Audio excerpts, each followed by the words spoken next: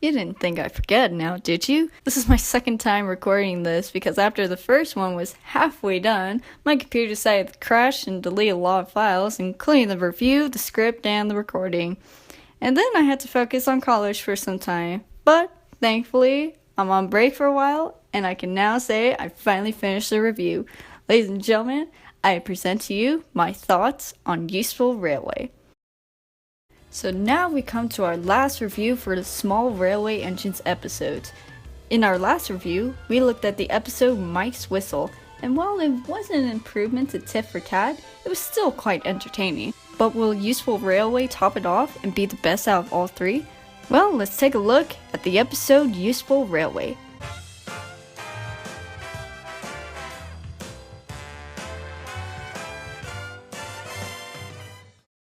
So what's the story? The story is, after being referred to by passengers as a toy railway, the small railway engines decided that they want their miniature railway to be taken seriously. So the small controller gives Rex the job of taking sheep's wool to market and show everyone that they are a really useful railway. Rex states that taking a wool is an easy job, but later on he gets into an accident with some bales of wool that fell on the track. After being left on the track for a long time, Mike and Bert rescued Rex and take him back to Arlesburg. When they arrive, the small controller expresses how proud he is of his engines and that the passengers admire them so much that they promise to bring the railway more business. Holy shit, what an episode. I can't believe how much this episode was talked about. So what was so good about this episode? Why did it capture so much attention? Well, let's take a look at the writing. I do like how Andrew Brenner extended the scene of the sheep blocking Mike's line. It makes a better understanding to Mike's frustration compared to how it was briefly mentioned in the book. There's nothing much else that's unique in the story except that it's well adapted and even quotes the book. I said it was easy. I said it was easy. Then everything happened at once? The only thing I didn't get was how long Rex waited to be rescued. It's never really said in the episode, so my assumption is that the whole thing took place in one day.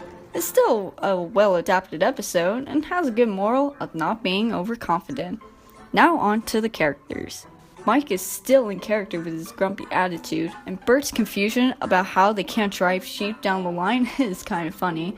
I feel like this shows more of Bert's character since he tends to get confused a lot, such as in Tit for Tat when he didn't want to be put in the book. I like how they show Willie even more, and show how guilty he felt for getting Rex into an accident, and I really loved the Reverend W. Aldridge's cameo appearance in this. It was really nice to see him again. And then of course, Rex. I can definitely say he feels like the leader of the three, and yet his overconfidence and karma gets the better of him. And when he derailed, he definitely had that expression look like he had let everyone down. Despite his overconfidence, he was still determined to get the job done, prove to everyone that the miniature railway engines are really useful. I'm pretty sure that he learned his lesson on overestimating a job.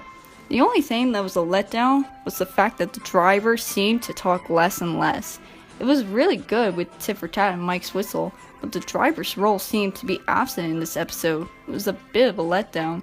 Still, I did like the role of the small controller understanding that Rex was just trying to do his job and that it wasn't his fault. It just really shows that determination is rewarding after all. Now on to the animation and music. Holy I've been wanting to talk about these two for a while now, but I want to start with the music. The music by Chris Renshaw was just incredibly beautiful, especially in the crash scene. And yes, I will get to that in a minute. I also like Rex's theme for the episode. It has a nice pop sound to it, as well as the theme for the small railway engines where it's just an instrumental version of Never Overlook a Little Engine. I thought Chris Renshaw did a fantastic job with the music for all of these episodes, and I'm looking forward to more of his music compositions in future. Now for the animation. I thought the animation for this episode was really well done, especially the lighting in the ending scene. There are a few animation errors I found in this episode, one being the wool not even looking like wool, but more like cinder blocks. I understand that something like wool is difficult to animate, especially since Art Productions became bankrupt at the time, but the detail on it looks more like a cinder block rather than wool. Second, and this may be me nitpicking a bit, some of the rendering looks a bit off too. Still, Art Productions was bankrupt at the time, so I can understand they didn't have a lot of time and money to make this perfect. If there was one scene I have to talk about, it's the crash scene. This was the most well-directed crash scene I've seen since the adventure begins. Even though the scene was slowed down, which used up 35 seconds of screen time, the animators and director still took advantage of this to produce some incredible yet humorous shots.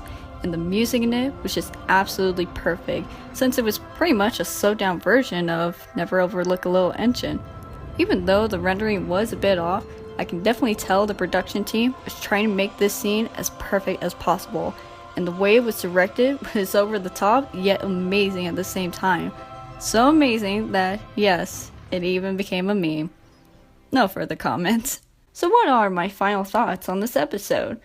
Was it the perfect finale to the small railway engines? Well, to be honest, yeah. It was a well-adapted and directed episode, and despite the animation error and lack of some character interaction, I honestly think it was better than the version in the book. So personally, I enjoyed it a lot. If this is the last time we're going to see them in an episode, I'll probably be disappointed because I think they deserve more stories than just adapted ones. Although they did make a brief cameo in The Great Race, so I have my hopes up. If they do appear in more episodes, I'll be really looking forward to viewing them. Before I finish this video, I want to give my acknowledgements to a couple of people. I want to acknowledge my friend Daniel Coffey, aka Smurfy Dan, for helping me come up with this idea for the series of reviews. I would also like to acknowledge my friend Ben11GWR for creating the thumbnails, intros, and outros for the reviews. I would also like to thank Douglas RosieFan10, Oliver11GWR, and Rob for providing the instrumentals and clips for the episodes. And finally, I want to thank all of you for your support and patience on these review series, especially the last one. Hopefully I can make it up to you guys in the near future. On that note, thank you all for watching my review. Leave a comment on your thoughts on the episode and review in the comment section below, and hit the like and subscribe button if you want to see more of these reviews. Also be sure to check out my narration of Useful Railway. The link to the narration will be in the description below. See you all next time with my review on Sodor's Legend of the Lost Treasure. This is FluteGirl2406 signing out.